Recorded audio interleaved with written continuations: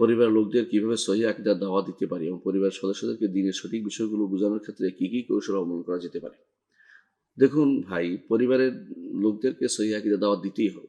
রাসূলুল্লাহ সাল্লাল্লাহু আলাইহি ওয়াসাল্লাম তার পরিবার থেকে শুরু করেছেন। রাসূলুল্লাহ সাল্লাল্লাহু আলাইহি ওয়াসাল্লাম যখন তার উপর নাজিল হলো এটা যে ওয়া ওয়া আনদির আশিরাতাকাল আকরাবিন, আপনার নিকটতম পরিবারের লোকদেরকে আপনি ভীতি প্রদর্শন করান। রাসূলুল্লাহ সাল্লাল্লাহু আলাইহি ওয়াসাল্লাম কি করলেন? সবাইকে ডাকলেন।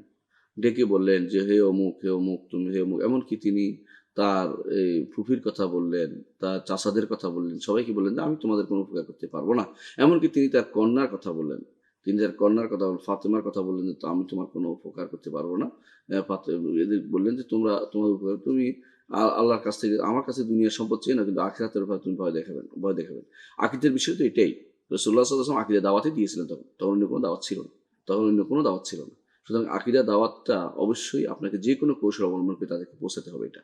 আপনি তাদেরকে বলবেন, এমনভাবে বলতে পারেন যে, আপনি দুনিয়াতে এখন শিরক করতেছেন।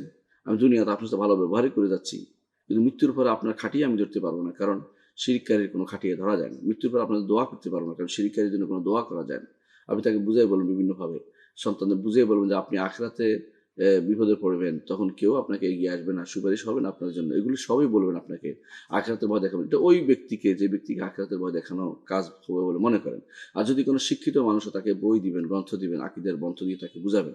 আর যদি এমন হয় যে কিছু জিদাল জানে, অর্থাৎ কিছু বুঝতে আপনার সন্দেহ আছে, সন্দেহ দূর করার জন্য নিজে চেষ্টা করবেন, নাহলে কোনো আলেমের কাছে নিয়ে যাবেন যিনি সহিহ আকীদার আলেম, অথবা এমন কোনো বই দিবেন যে বইটা মোটিভেশনাল বই দিবেন, যেটা তিনি পড়ে বুঝতে পারেন যে এটা শুদ্ধ হচ্ছে, তার কাজটা শুদ্ধ নয়, এবং তিনি ফিরে আসতে পারেন। তবে কোনোভাবেই সহিহ আকীদার দাওয়াত থেকে কাউকে ১ মিনিটের জন্য কাউকে দূরে রাখা জায়েজ হবে না। যিনি জানেন তার জন্য উচিত হবে, ফরজ হচ্ছে দাওয়াত দেয়া।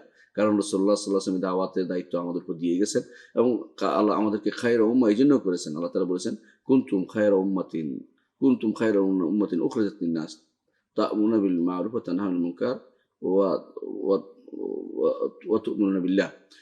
আল্লাহ কোরআনে কারীমে আল্লাহ তাআলা বারবার বলেছেন, তোমরা খায়রু উম্মাহ, উত্তম উম্মাত। কেন? যে তোমরা মানুষকে সৎ কাজ, অসৎ কাজ নিষেধ করো। এই কাজটি এত জরুরি, এই দাওয়াতটা, সহিহ আকীদার দাওয়াতটা। এটা না হলে আমার জীবন পুরো জীবনটাই ব্যর্থ হয়ে যাবে। এবং এই কাজটাই হচ্ছে মূলত মূল দাওয়াত, আসল দাওয়াত, এবং যে দাওয়াতের পরে অন্য দাওয়াত আসবে। যতক্ষণ পর্যন্ত না আকীদা শুদ্ধ না হবে, আপনার সালাত, যাকাত, সওম, হজ কোনো ইবাদত শুদ্ধ হচ্ছে না। সুতরাং আপনার সহিহ আকীদার দাওয়াতটা সবকিছুর আগে দিতে হবে। জানাতে হবে আল্লাহ সম্পর্কে, ঈমান বিল্লাহ সম্পর্কে তাকে বিস্তারিত জানাতে হবে। আল্লাহর উপর ঈমান আনার জন্য কি কি জিনিস জরুরি এবং কোন জিনিস আনলে আল্লাহর উপর ঈমানটা শুদ্ধ হবে, এটা তাকে আগে জানিয়ে দিবেন। এটা যদি আগে জানাতে পারেন, ছোট বাচ্চাদেরকেও সেটার উপর বড় করতে পারেন, তাহলে ইনশাআল্লাহ বড় হলে তারা আর ভুল পথে অগ্রসর হবে না, এবং তারা তাদের সামনে স্পষ্ট হবে। ইন্নাল্লাযীনা তাকাউ ইযা মাসসাহুম তায়িফুম মিনাশ শাইতানি তাযাক্কারু ফাইযা হুম মুবসিরুন। যারা আল্লাহ তাকওয়া অবলম্বন করে, যখন শয়তান আসে তাদের সামনে এবং তারা বিভিন্নভাবে বিভ্রান্ত করতে চায়, ফাইযা হুম মুবসিরুন, তারা চক্ষুষ্মান, তারা দেখে বুঝে যে শয়তান এসে গেছে, তারা তখন তাকে তাড়িয়ে দিতে পারে। কিন্তু যে ব্যক্তির অন্তরের ভিতরে আকীদা নেই, সে যেকোনো সময় যেকোনো দাওয়াতের অধীন চলে যেতে পারে। কখনো কাদিয়ানী হয়ে যাবে, কেউ কোরআন তথাকথিত আহলে কোরআন হয়ে যাবে, কেউ বা মুতাজিলা হয়ে যাবে, কেউ খারিজি হয়ে যাবে, কেউ শিয়া হয়ে যাবে। বর্তমানে মুসলিমদের যে অবস্থা যাচ্ছে, বিশেষ করে বাংলাদেশের মুসলিমদের, যেকোনো দাওয়াতকে তারা গ্রহণ করে নিচ্ছে, অথচ তারা জানে না সহিহ আকীদা কোনটা। সহিহ আকীদা না থাকার কারণে এই সমস্যাটা হচ্ছে। এইজন্য প্রত্যেকটি মানুষের উচিত, যে সহিহ আকীদা জানে তার উচিত হবে, তার উপর একটা কর্তব্য হবে, ফরজে আইন হয়ে যাবে যে সে প্রত্যেককে জানাবে তার পরিবারের বাইরে যারা আছে তাদের জন্য যদি কোনো দাওয়াতকারী আরও থাকে, তখন সে ফরজে কিফায়া হবে। কিন্তু দাওয়াতকারী যদি আর না থাকে, তখন তার উপর আবার ফরজে আইন হয়ে যাবে যে সবাইকে জানানো, আল্লাহর বিধান জানানো, শরীয়তের বিধান জানানো, এবং আল্লাহ তাআলার আকীদা সম্পর্কে কি আকীদা পোষণ করতে হবে, ঈমান ও আকীদা কি হতে হবে, বিষয়টি জানানো অবশ্যই কর্তব্য।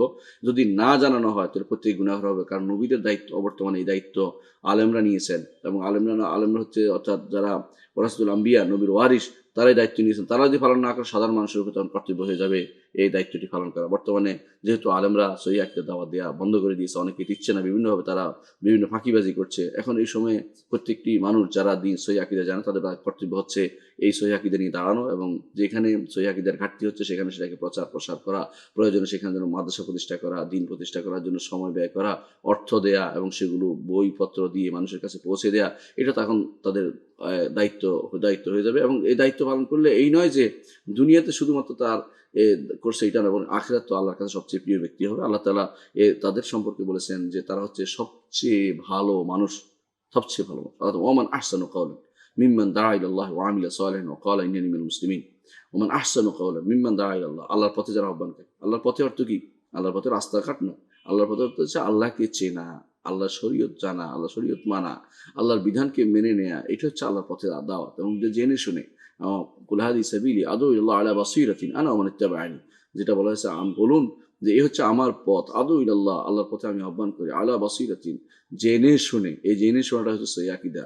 ভুল পথে ডাকলে এটা দাওয়াত হয় না। বিভ্রান্তির দিকে দাওয়াত দিলে যত মানুষ বিভ্রান্ত হবে তত গুনাহ তার আমলনামায় লেখা হবে। আর সহিহ আকীদায় যদি আপনি দাওয়াত দিতে পারেন, কিয়ামত পর্যন্ত যত মানুষ আপনার দাওয়াতের কারণে উপকৃত হবে তত আপনার আমলনামায় তত সওয়াব লেখা হয়ে থাকবে। এইজন্য এই দাওয়াত একদিকে কর্তব্য পালন হবে, একদিকে সওয়াবের বিরাট আধার হবে, বিরাট পাত্র হবে, বিরাট কারণ হবে। আমরা এই দাওয়াতের প্রতি দাওয়াত দেওয়ার জন্য যেই কোনো কৌশল, শরিয়া বিরোধী নয়, মিথ্যা নয়, যে কোনো কৌশল অবলম্বন করবো সেটাই জায়েজ হবে। আমরা অনেক সময় দেখা যায়, আমরা দেখি পরিবারের সদস্যরা অনেকে বুঝাতে পারে না, কিন্তু নিজে যদি কোনো সিরিয়াস হয় তখন পরিবারের সদস্যরা কিন্তু সিরিয়াস হতে বাধ্য হয়। নিজে যখন সিরিয়াস না হবে, ছাড় দিবে, ঠিক আছে আজকে এটা ছাড় দিলাম, কালকে ওইটা ছাড় দিলাম, কিন্তু একসময় দেখবেন যে পরিবারের সদস্যরা আপনি বুঝাতে পারবেন না। কিন্তু আপনি যদি সিরিয়াস হবেন যে এটা তো গুনার কাজ, শিরকি কাজ, আমি এটা ছাড় দেবো না, কুফরি কাজ, মুনাফিকি, এটা আমি করতে পারি না, এটা তখন তারা কিন্তু বুঝবে যে হ্যাঁ কেন করছে না। তখন তাদের মধ্যে এটা একটা তাদের মনে হবে যে এটা কোনো ছাড় দেওয়ার বিষয় নয়। তাহলে বিষয়গুলো সেভাবে আমাদেরকে বিবেচনা করতে হবে।